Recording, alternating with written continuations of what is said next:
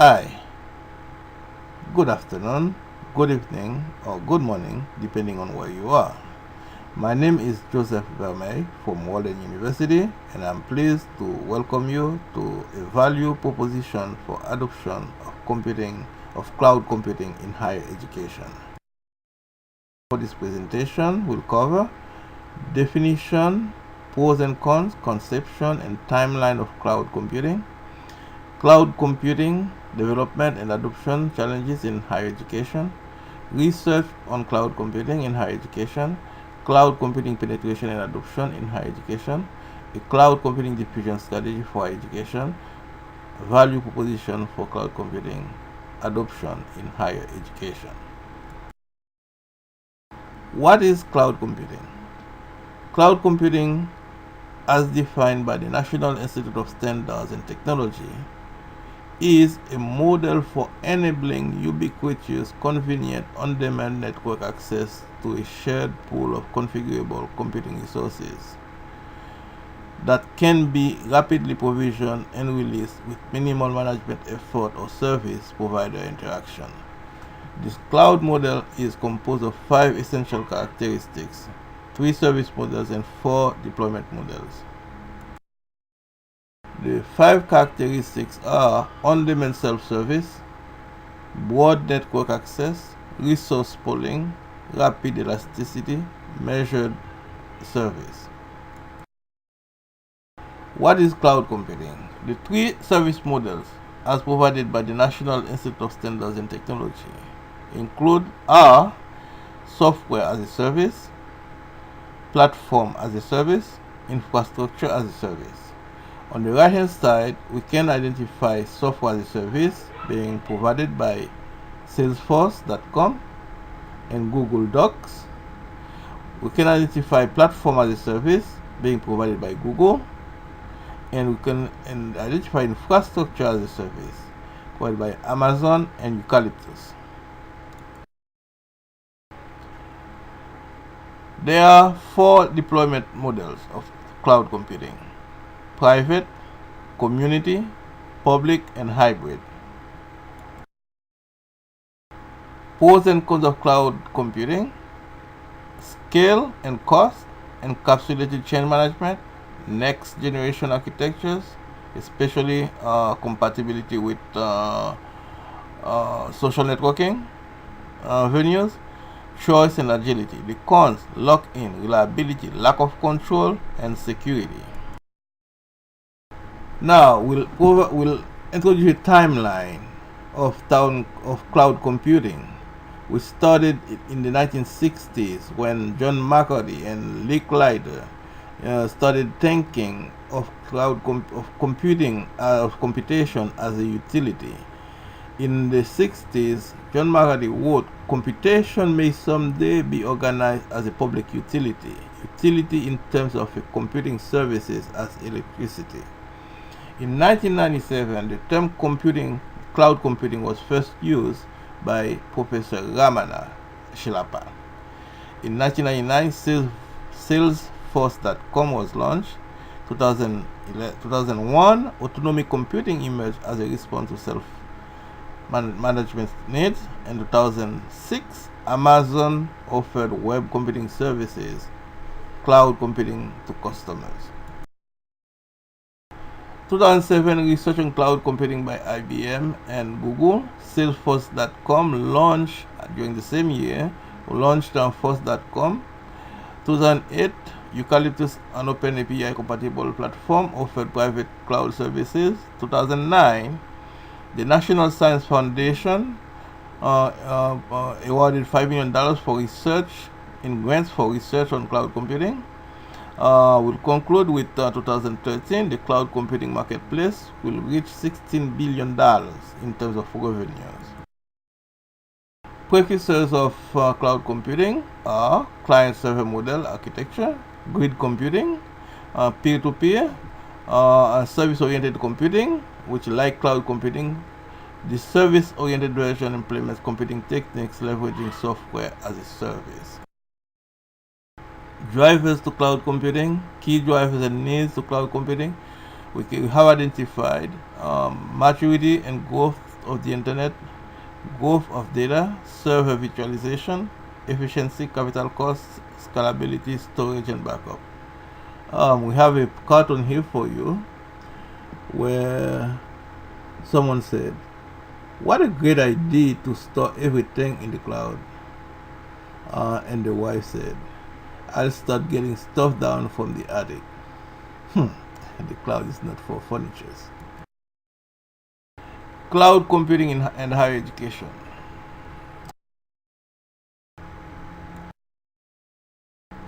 Cloud computing adoption challenges in higher education. Major cloud computing adoption challenges in higher education identified are security, performance and availability, integration, cost, lock-in, reliability, lack of control, privacy, trust, compliance, and governance. On the right hand side of the screen, we see a picture, the picture of a paper from educos.edu, which has a 2-page executive brief on benefits, drawbacks, and risks of cloud computing for higher education. What campus leaders need to know about cloud computing is on the title of that paper. Research on cloud computing adoption in higher education. We propose here a few articles which we have reviewed in order to form our opinion and decision in preparing this presentation. We must emphasize that prior to 2008, we have not been able to locate any article with the term cloud computing. The first papers in this area started coming in 2008. For instance, an article entitled 3 Ways That Web-Based Computing Will Change Colleges and Challenge Them was written by Young Jr. in 2008. This is one of the earliest inquiries on cloud computing in higher education. The paper reports diffusion efforts by Google to promote cloud computing in higher education, with bus rides, on-site demo, and t-shirt distribution at participating colleges and universities. The key issues debated in that paper was sharing from everywhere, supercharging research, reshaping IT departments. Research on cloud computing adoption in higher education. That's slide 2, another article, second article that we reviewed, again from the same author, Young. This paper is a short discussion on the newly released book, newly for that time, 2008, The Tower and the Cloud, Higher Education in the Age of Cloud Computing, a production of Educos, edited by Educos Vice President Richard Cass. The key themes debated or treated in that book were cloud computing in higher education, open source in higher education, social networking in higher education. Third article we reviewed was HP, Intel, and Yahoo team up on cloud computing. This paper reports a partnership effort between HP, Intel, and Yahoo with the Infocom Development Authority of Singapore, the University of Illinois Urbana-Champaign, and the Karlsruhe Institute of Technology in Germany to create a global multi-data center open source testbed for the advancement of cloud computing research. The key themes and issues are cloud computing in higher education, open source in higher education, global and institutional collaboration in higher education. Fourth article we reviewed was eChel's 2010, Preparing for a Clouded Computing Era. This paper claims that cloud computing is most certainly one of the most exciting innovations of the 21st century. It offers a definition of cloud computing as a movement toward internet-based computing and proposes 9 key benefits of cloud computing adoption. Those 9 key benefits are agility, cost reduction, independence, reliability, scalability, security, easier maintenance, metering, and multiple tenancy. Article number 5, Glass House Technologies. This paper claims that institutions of higher education have long been considered a hotbed of innovation and adoption. In the area of cloud computing, major concerns of privacy, security, and data integrity are all top of mind of university CIOs. It further reveals that the paper further reveals that to address these issues, academia has combined cutting-edge research and new tactics to identify the true benefits of this evolving technology. Through this work, educational institutions are now ready to move beyond the experimental phase into adoption. So the paper conclude that higher education, cloud computing is actually ripe for adoption by higher education. Kasman, article number 6 by Katz Zan. The paper, the title is The Educational Value of Cloud Computing. This paper argues that cloud computing is particularly attractive to small and medium-sized educational institutions because it represents a lower total cost of ownership than alternative modalities. And this is article number 7, that's mistitled here. Skiba, this article offers a series of definitions for cloud computing, such as the delivery of scalable IT resources over the internet, on-demand networking solution involving computing power, computing infrastructure application, business processes to personal collaboration, which can be delivered to you as a service wherever and whenever you need it.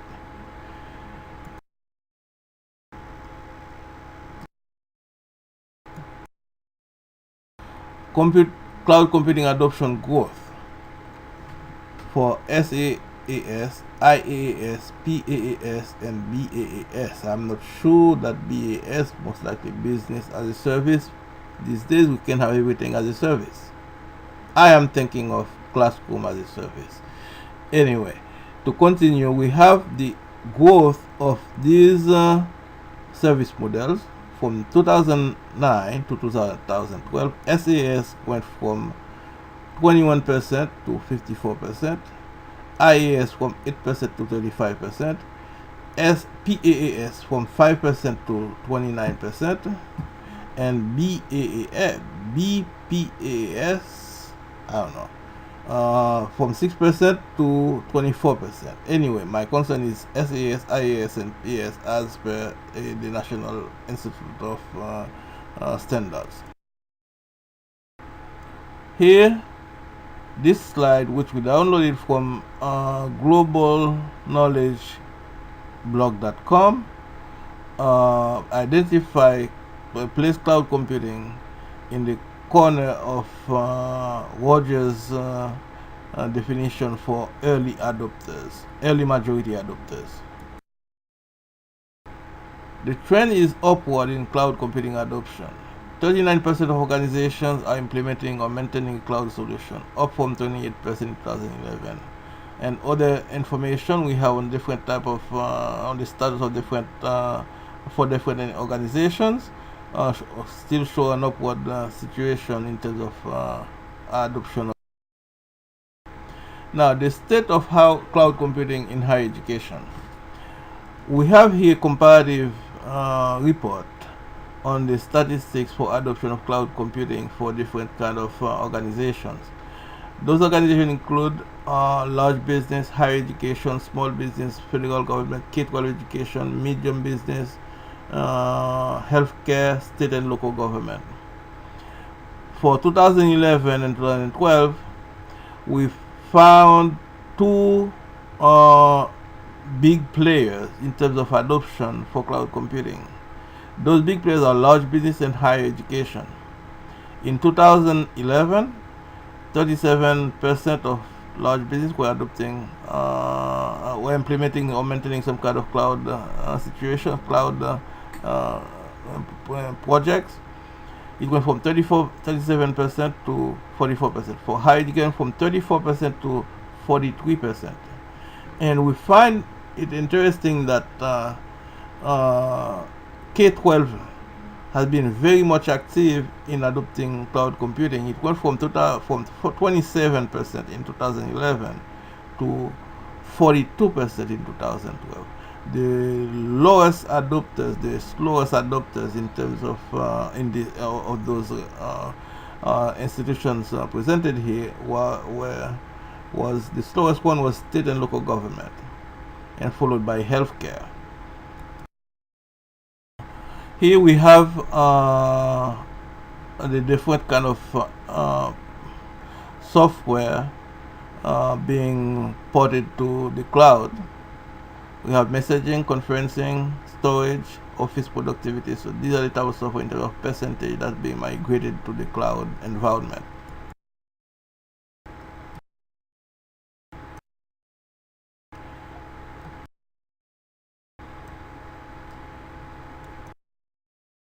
We welcome the people. 10% solution.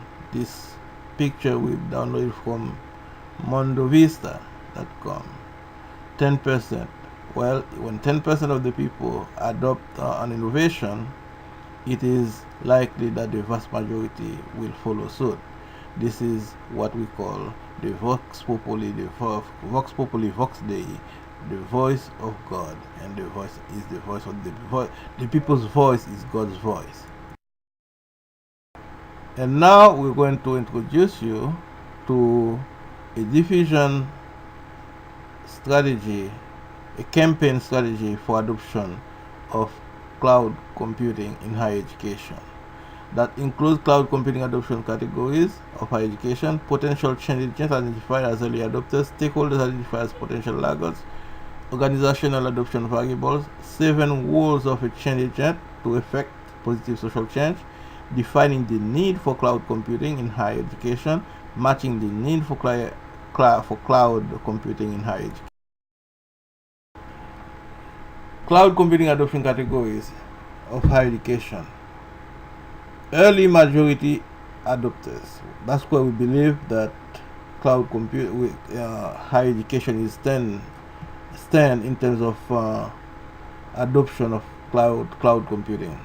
At 40% cloud computing adoption rate in 2012, if we consider the first 2.5% and 13.5% as innovators and early adopters, we can safely classify higher education in the category of early majority adopters of cloud computing. So, and we can also relate that classification to Rogers 2003, which defined early majority adopters as those who embrace an innovation just before the average member of a system.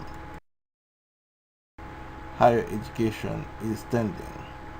Now, rationale for change. Persuading higher education as an early majority adopter requires an effective diffusion campaign using change agents.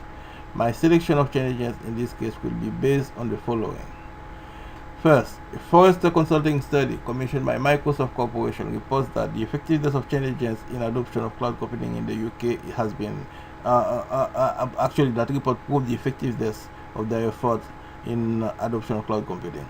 Number 2, Rogers 2003 argues that one main role of change agent is to facilitate the flow of information from a change agency to an audience of clients. He further described change agent as possessing a high degree of expertise regarding the innovations that are being diffused. In this regard, we identify potential change agents as adopters. However, we have to identify. We have to set additional criteria for change agent selection. Number 1 such criteria is awareness and compatibility with Rogers' 7 rules of change agent effect to positive social change as outlined below. Number 1, to develop a need for change. Number 2, to establish an information exchange relationship. Number 3, to diagnose problems. Number 4, to create an intent to change in the client. Number 5, to translate an intent into action. Number 6, to stabilize adoption and prevent discontinuance. And number 7, to achieve a terminal relationship. And Item 4 in our strategy, in defining the environment or the condition for change agent, we have identified the system as a top-down centralized environment education.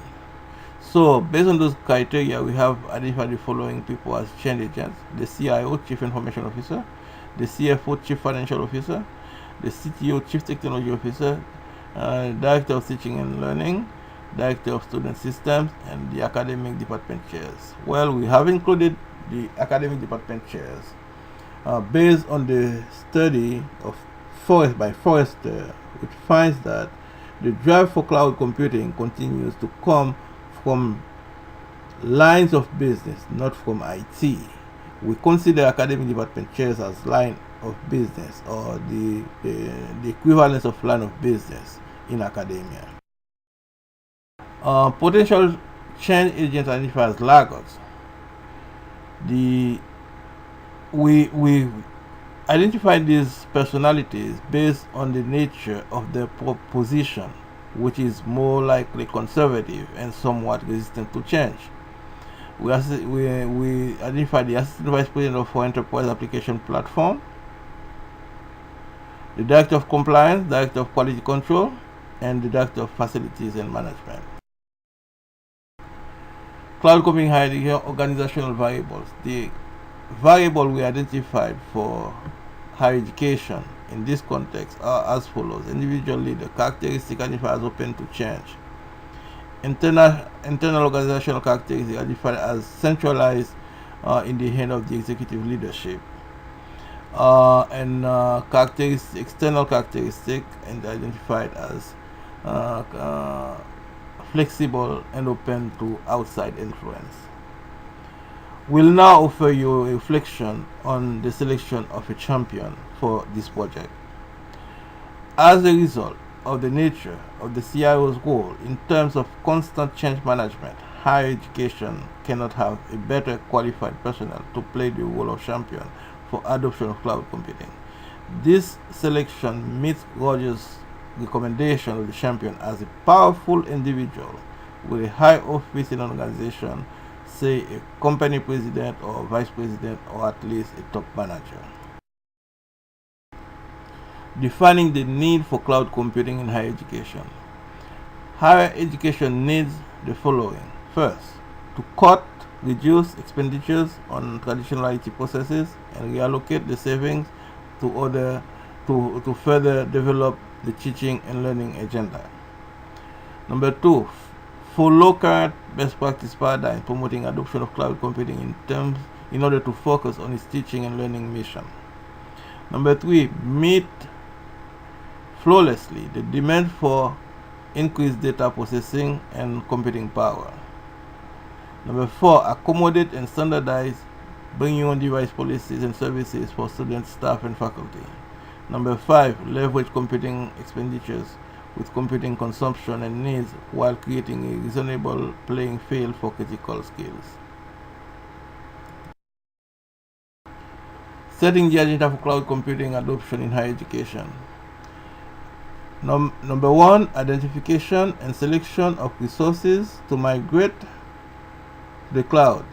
Those resources may include the data center, administrative and academic software, proprietary software development.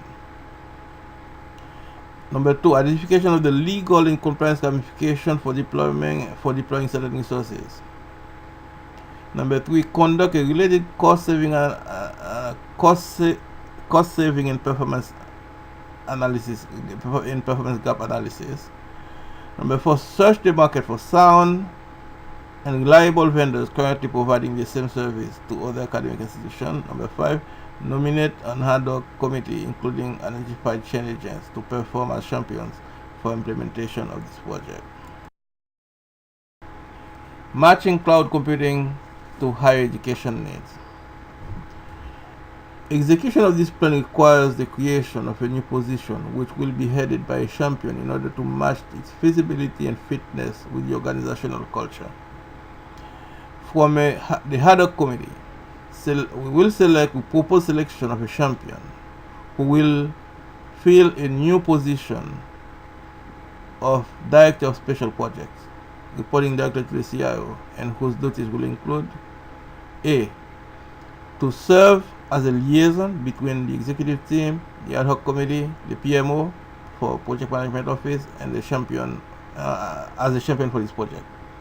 To monitor the implementation phase of the project in order to identify and correct potential pitfalls, problems, and anticipate benefits.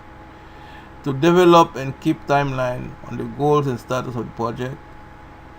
To conduct a campaign on campus, campus-wide to inform and reach the support for all stakeholders, including students, faculty, staff, and the executive branch. And last, to mitigate and resolve conflict and incompatibilities. Now I'm ready, ladies and gentlemen, to offer you a value proposition for adoption of cloud computing in higher education. We have 10 reasons for you. Number 1 is cost. You pay less, and total cost of ownership is lower. Number 2, scalability. Pay as you go and pay as you go. Standardization and bring your own device capabilities. Flexibility. You can access your resources anytime and from anywhere. Encapsulated management. Maturity and growth of the internet as a sound, solid business environment. Continuing growth of data and increased demand for more processing power. If you don't join the cloud, you will have to provide respond to those needs by yourself. Server virtualization, security, and deployment speed for applications. And we conclude this presentation on cloud computing for higher education by reminding the needs we have identified. This project will satisfy those needs. This project will enable saving on IT spending. It will enable reallocation of savings to the teaching mission, or the saving to the teaching mission. And we conclude with this: if dollars and cents make sense for everybody, they definitely make sense, and a lot of sense is for higher education. Thank you for your attention. See you next time.